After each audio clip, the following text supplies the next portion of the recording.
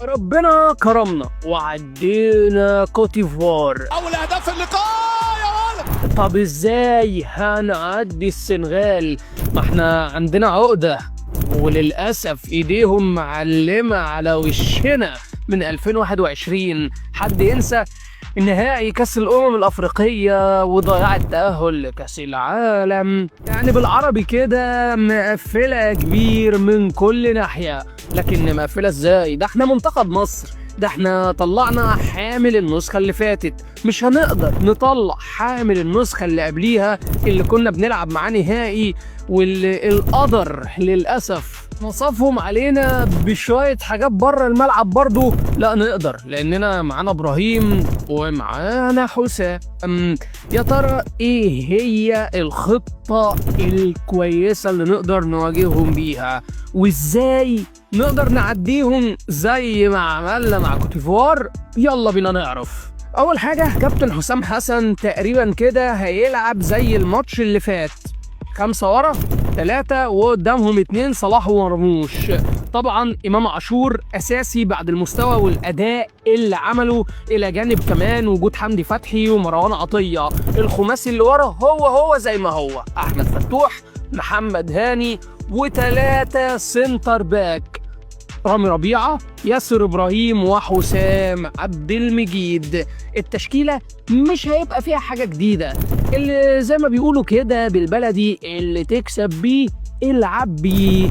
من الآخر منتخب مصر هيلعب بنفس الطريقة لكن مع شوية تعديلات، لأن الطريقة اتفقست. بمعنى إن أنت بقيت بتحرك إمام عاشور كوينج بيزيد مع صلاح ومرموش، فأكيد هيقفلوا ناحية إمام عاشور. إلى جانب كمان إن في كلام إن تريزيجيه ممكن يقعد احتياطي، على الرغم من إن كابتن حسام حسن شايف إن مشاركته أساسي هتبقى مفيدة، لأنه من نوعية الوينجات اللي بتدافع، قليل قوي لما تلاقي وينج عنده قدراته الدفاعية كويسة. كابتن حسام حسن قاعد مع نفسه وقافل الأوضة وابتدى بقى يشتغل الشغل التمام زي ما بيقولوا. هيبتدي يذاكر منتخب السنغال وهيذاكرهم من آخر ماتش ليهم. لا مش هيذاكرهم من آخر ماتش ليهم، ده من أول ماتش في البطولة وحياتك.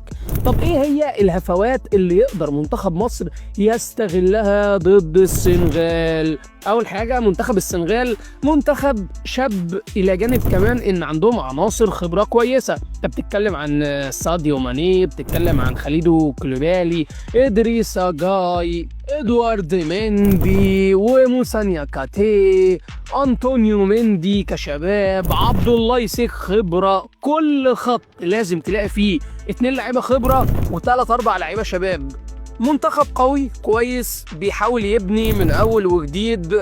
مدربهم بابي ثياو عايز يعمل معاهم حاجة زي ما عمل أليو سيسي قبل كده. يعني من الآخر هو منتخب بيتم تكوينه بشكل جديد.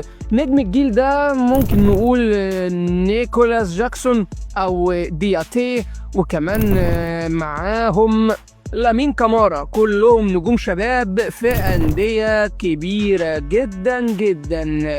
منتخب السنغال غلط مرتين، أيوه مرتين بس، مرة قدام الكونغو الديمقراطية ومرة قدام السودان. لو هنتكلم عن غلط الجون الأول بتاع الكونغو، الكرة اتشاطت في المساحة ورا الجانب اليمين، وكان في مساحة زي ما قلنا كبيرة جدا جدا جدا عشان تتشاط، تصطدم بإدوارد مندي، باكامبو يتابعها في الشبكة. طبعا عدم التمركز وعدم مراقبة اللعيبة بالإضافة للهفوة الدفاعية، كامبو قدر يحط الجون على طول. الجون بالملي بيتعاد ناحية إسماعيل جاكوبز الظهير الأيسر لمنتخب السنغال، وقدر أمير عبد الله بعد ما الكرة اتلعبت وراه إنه يتعامل معاها بدقة شديدة ويسددها. هو ده اللي لازم نستغله، إنك تهرب من مراقبة خليدو كوليبالي، إلى جانب كمان إن أنت تستغل المساحات ورا الأظهرة. طب نعملها إزاي دي؟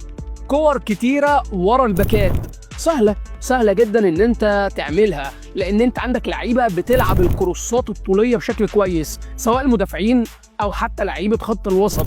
يعني الجون الثالث لمنتخب مصر بدأ من عند رامي ربيعه، يعني بشوطه برضو ورا المدافعين.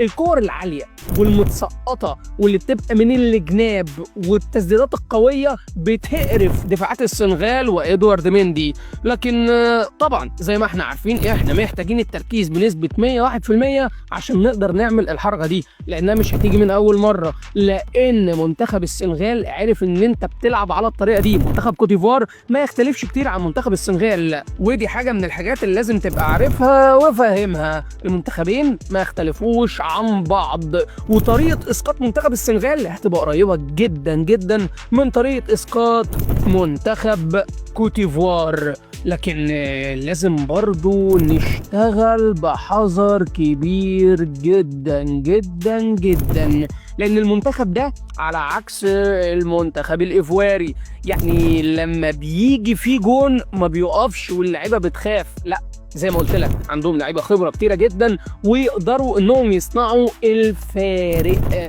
لازم نركز كمان على الكور ناحيه ساديو ماني، لانه هو العقل المدبر ليهم. حط معاهم ان هم عندهم فعلا اوراق تقدر تقلب اي ماتش.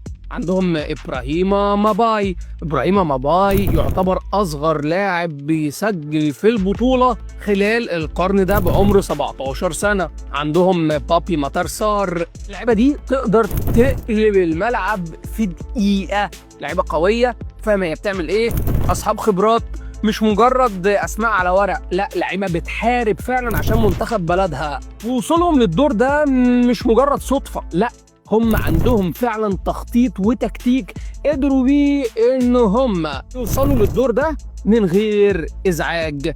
عندهم زي ما قلنا لامين كامارا وكمان شريف نضاييه، عندهم لعيبه قويه جدا. انا لو قعدت اعدلك الاسماء مش هنخلص، لكن اهم حاجه ان محمد صلاح يشتغل على ضعف ادوارد مندي في التسديدات المتطرفه، دي الحاجه اللي تقدر تدينا افضليه عليهم بشكل مستريح واحنا مغمضين. طب نصيحتك ايه كابتن حسام حسن؟